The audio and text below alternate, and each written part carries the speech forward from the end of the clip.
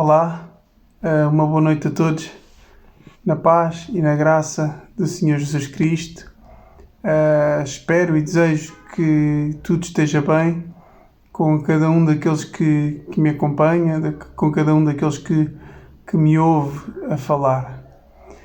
Venho por este meio apresentar uma segunda parte, devido também a um contributo de um irmão no Senhor, que me deu um contributo acerca do tema da Páscoa, e venho apresentar aqui a segunda parte, apresentando esse mesmo contributo também, porque por vezes num vídeo só é complicado e difícil nós tratarmos de tudo, não é?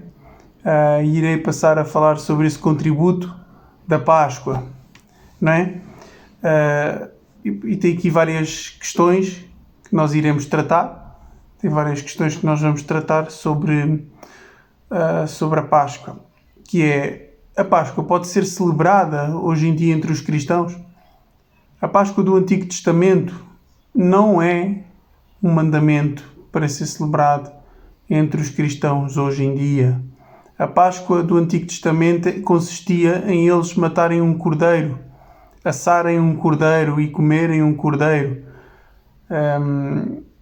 Primeiramente foi, quando foi instituída, tiravam do seu sangue para pôr na verga e na verga da porta e nas ombreiras, para que depois, quando o anjo da morte passasse para destruir os primogénitos, passava e poupava os moradores daquela casa. O texto até diz em Êxodo 12, diz que se não tiverem um cordeiro só para uma casa, dividam com o vizinho, não é? Ou seja, nessa altura foi mesmo exclusivo, a Páscoa foi mesmo exclusivo para o povo de Israel, e a partir daquele momento que aconteceu aquilo, Deus diz: olha, agora fica como memorial.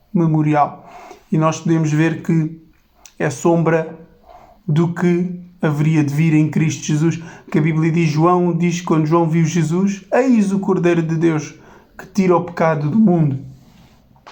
O que podemos fazer e o que devemos é celebrar com espírito de lembrança da morte vicária do Senhor Jesus Cristo, a morte e a ressurreição de Jesus Cristo. Fazer com essa lembrança, primeiramente com um espírito de alegria, com muita alegria no nosso espírito. Porquê? Porque Ele vive.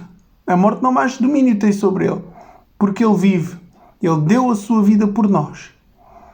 Ele é o verdadeiro Cordeiro. O que aconteceu no Antigo Testamento, o que está lá na lei, era sombra que se cumpriu em Cristo.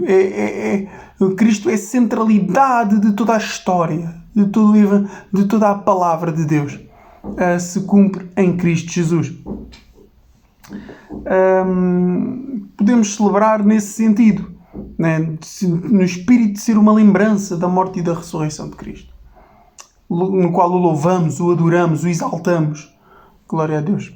Algo que também já deveríamos fazer todos os dias, não é?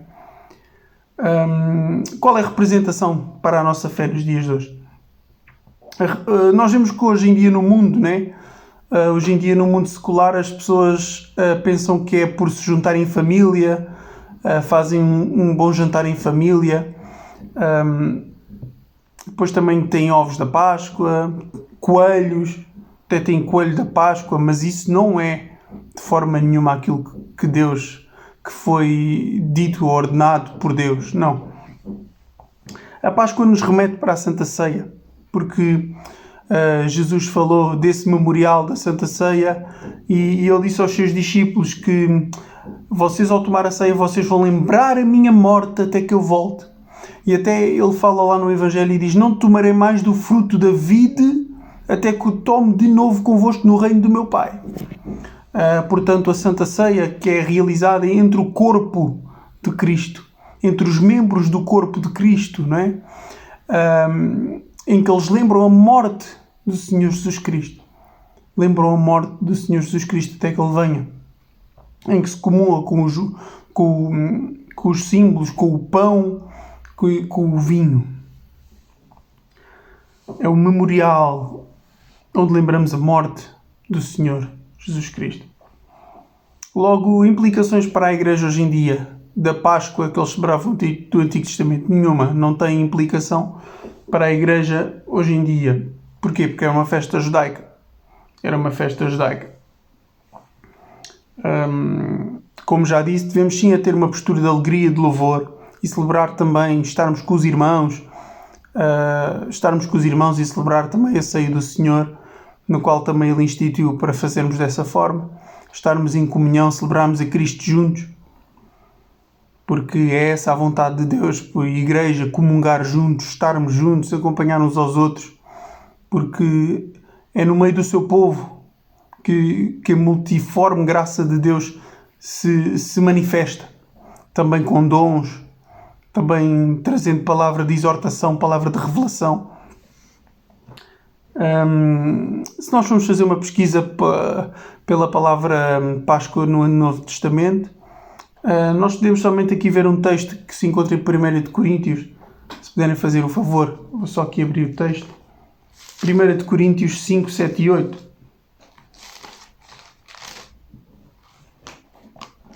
A palavra do Senhor diz: alimpai-vos, pois, do fermento velho, para que sejais uma nova massa, assim como que estáis sem fermento, porque Cristo, nossa Páscoa, foi sacrificado por nós. Nós não precisamos de matar cordeiros, não é necessário. Pelo que façamos festa, com alegria, com louvor a Deus, e o nosso espírito exulta, porque Ele não está morto, porque Ele vive, não é?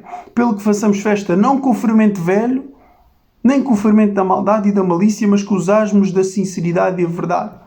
Olhem aqui este texto. Alimpai-vos, pois, do fermento velho, do que passou, do que a lei ordenou nesse sentido, destas leis cerimoniais, não é? Alimpai-vos do fermento velho, para que sejais uma nova massa, assim como estáis sem fermento. Um pouco de fermento, disse Jesus aos fariseus, não é? Leveda toda a massa. Porque Cristo, nossa Páscoa, foi sacrificado por nós. Toda a palavra de Deus aponta para aquele momento em que Jesus entregou. É a centralidade de toda a criação e de toda a história, naquele momento em que Cristo entrega a sua vida por nós. E quando Ele diz, está consumado, Pai. Ele diz, Pai, está consumado, nas tuas mãos entrego o meu espírito. Pelo que façamos festa. A festa aqui não é o que eles faziam lá no Antigo Testamento, em que fala também nas epístolas, em que havia uma celebração dos pecados. Não é esse tipo de festa. A nossa festa é porque Ele deu a vida por nós e porque Ele vive. Ele ressuscitou dos mortos. Ele venceu. Mais ninguém poderia fazer. Só Cristo. E fala lá em Apocalipse que não havia nem no céu nem na terra ninguém que pudesse abrir o livro que estava lá selado com 7 selos. E o anjo disse a João, não chores, eis aí o leão da tribo de Judá, que venceu para abrir o livro e desatar os seus 7 selos. Pelo que façamos festa, não com o fermento velho, que o fermento ficou lá para trás, não, nem com o fermento da maldade e da malícia, porque pela lei se descobre o pecado, mas com os asmos da sinceridade e da verdade. Glória a Deus. A Páscoa no Antigo Testamento, como já falei, representa a sombra dos bens futuros. A sombra. Assim como eles foram tirados do Egito, assim como o povo de Israel foi retirado do Egito, assim Deus, ao nos salvar, retirou o mundo dentro de nós, no nosso espírito. Jesus, a orar em João 17, diz, não peço que os tires do mundo, mas que os livres do mal. Fisicamente nós não saímos do mundo, mas o mundo sai de dentro de nós. Quando Ele nos salva, quando há esta transformação genuína dentro de nós, o mundo sai de dentro de nós. Como Leonardo Ravenhill dizia, que o maior milagre de Deus é a regeneração. Que Ele tira de nós o mundo e mesmo assim Ele nos coloca no mundo, Ele nos purifica. Vejam lá, uma pessoa que tem desejos de lascívia, tem desejos de prostituição, tem desejos de roubar, tem desejos de coisas, todas as coisas que são contra a vontade de Deus. Quando essa pessoa ouve o Evangelho de Cristo, a pessoa se rende aos pés de Jesus Cristo, a pessoa se rende a Cristo, pede perdão pelos seus pecados, recebe o Senhor pela fé na sua vida, logo ocorre a obra da regeneração. Essa pessoa já não é a mesma. A vida dela mudou. A vida dessa pessoa mudou. Agora já não é ela mesma que reina, já não é o diabo que reina a sua vida, já não é as próprias vontades dela, do coração corrompido dela que reinam, mas é Cristo. É Cristo que reina a sua vida. Essa pessoa muda. Assim como eles foram tirados do Egito. O Egito, a escravidão do pecado. A escravidão. Estavam escravos. Eles eram escravos do Egito. Assim nós, sem Cristo, somos escravos do pecado. Do pecado. Nós não conseguimos fazer nada sem que o pecado controle. Sem Cristo, a pessoa é escrava do pecado. O mundo também sai de nós. É como se nós saíssemos do mundo, mas não fisicamente. Não fisicamente. É o mundo que sai de nós. Querem ver em Hebreus 10.1? Aqui em Hebreus. Em Hebreus. Vejam aí, caros irmãos. Hebreus 10.1 diz: porque tendo a lei a sombra dos bens futuros, a sombra dos bens futuros e não a imagem exata das coisas. É sombra, não é a imagem exata. A imagem exata está em Cristo Jesus. Glória a Deus. Nunca pelos mesmos sacrifícios que continuamente se oferecem, né? Cada ano poderá aperfeiçoar os que a eles chegam. Olha o versículo 4. O versículo 3, peço desculpa. Nesses sacrifícios, porém, cada ano se faz comemoração dos pecados. Foi o que eu mencionei há bocado, a celebração. Né? Cada ano se faz comemoração dos pecados. E Efésios 2, 15 e 16.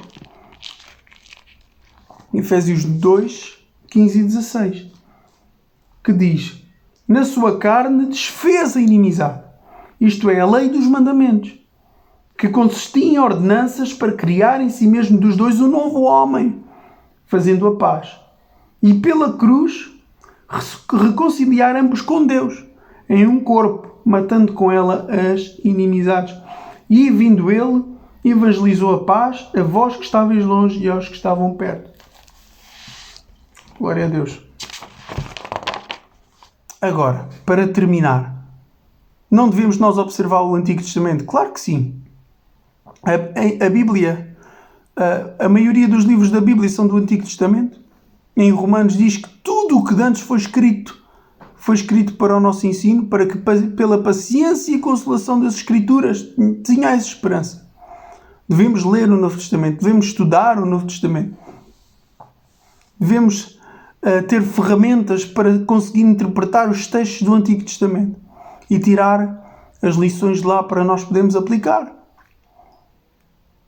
Agora, estas leis cerimoniais foram abolidas em Cristo. Nós não precisamos de...